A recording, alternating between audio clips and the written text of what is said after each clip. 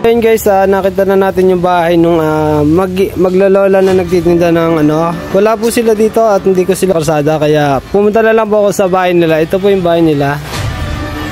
So sa anak na lang po natin ibibigay yung ano, yung coupon na ano. Interviewin na lang. Ano pangalan ng mama mo?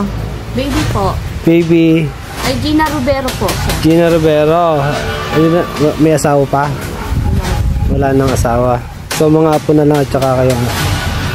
Ayun po guys. Ito po yung masipag na lola na nagtitinda lagi araw-araw dito sa may NHA.